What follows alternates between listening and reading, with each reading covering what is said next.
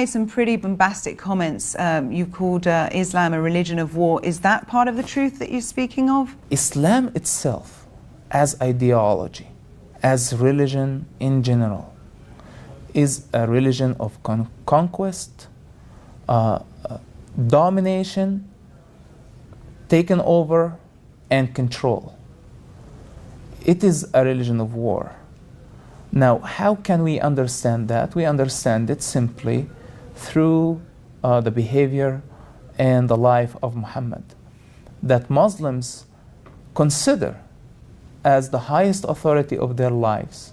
The Islamic ideology that I witnessed for, and this is not the radical Islamic ideology, because I was in many arguments with many Muslim denominations, and we know that there are common things that all of them agree on. Jihad is one of them. And if all Muslim denominations and colors believe that jihad by sword, killing by sword for the sake of Allah is justified, then we have a problem.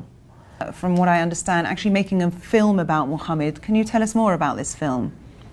The idea came first when I was trying to have a conversation with my sister about solid facts about the life of Muhammad.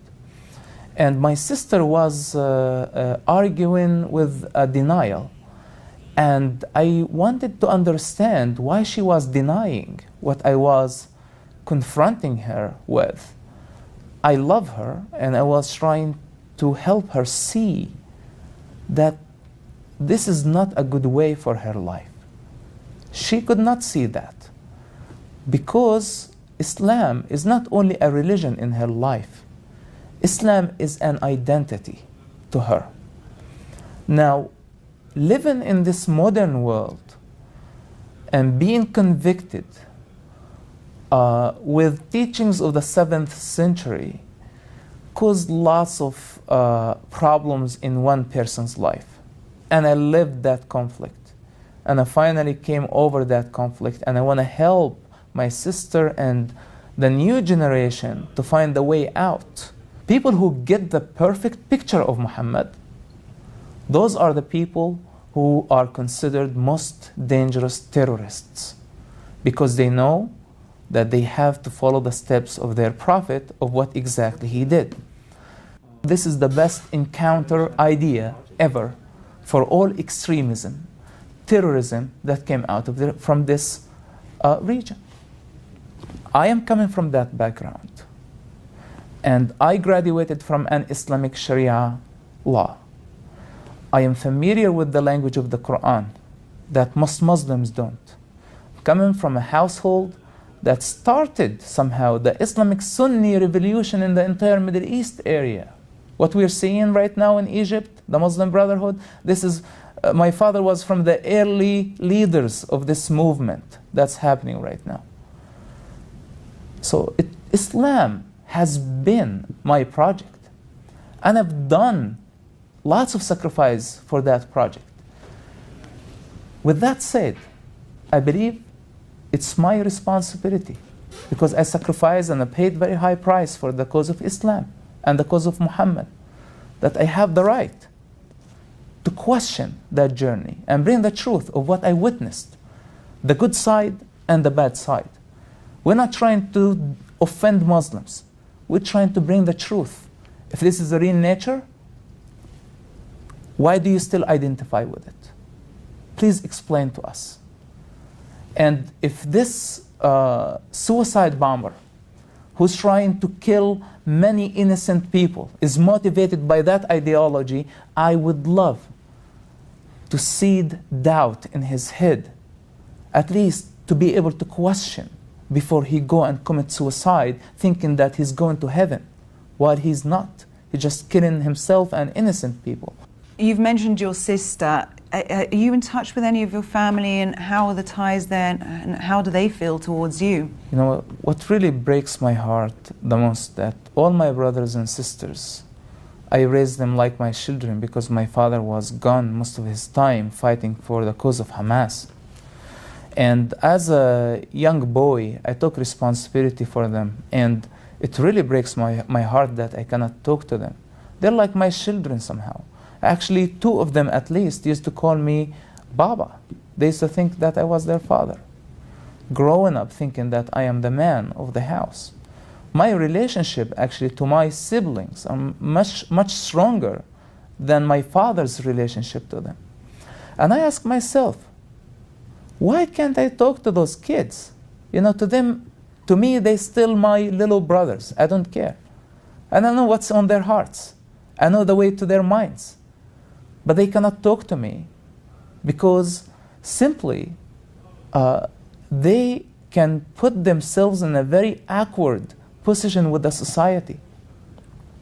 If they did not disown me for real, in front of everybody, they will tell people that they are partnering of what I'm doing. Do you think that you'll have any trouble finding financiers for the Muhammad project? Because it's so controversial, obviously there is an issue with depicting Muhammad on screen. Do you think you're going to have trouble getting investors interested in the film? The only argument that Muslims will have is to put Muhammad as a picture on a camera. And what we're trying to convince Muslims with, that first of all, Muhammad never said, don't put me on a camera, because there was no camera around the days of Muhammad. So if Muhammad himself did not ask not to be put on a camera, and we are going to put him in a way that is described in the most trusted Islamic books, then where is the problem? I believe that the problem is a political problem. And the problem is that the religious authorities who control the entire Middle Eastern region wants Muslims to stay living in ignorance. This is a very challenging project.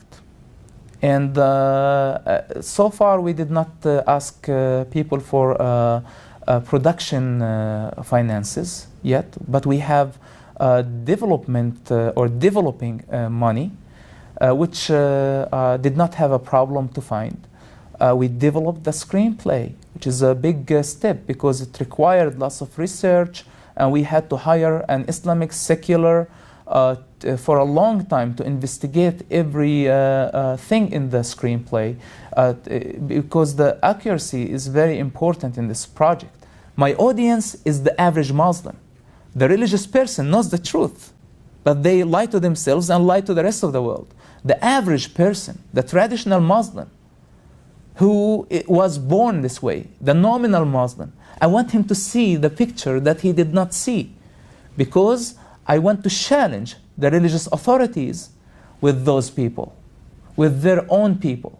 It becomes an ideological conflict that will lead to intellectual maturity in the entire region that will build an amazing future. This is a very challenging project. But please come to us, talk to us, and let's put our effort together. If somebody with finances, somebody with a vision, somebody with an idea, we already have the screenplay, let's unify our power to bring the truth as a free world. I'm not asking Christians or Jews against Muslims.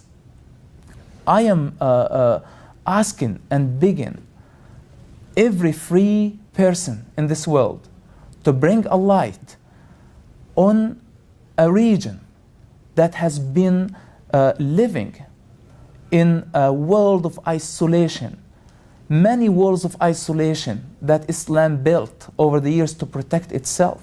And today we have this powerful media, and the new generation can watch and see and make a judgment.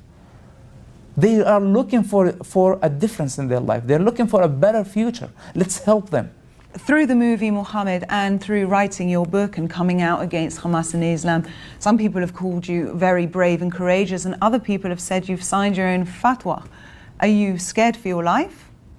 First of all, I live in a free country, and I choose to live free. I'm not going to go to hide. There is nothing to be afraid about. We're doing the right thing.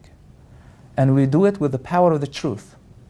Not the power of conviction, not the power of opinion or idea. The power of the truth and the truth alone. You're intimately acquainted with the mentality of Hamas.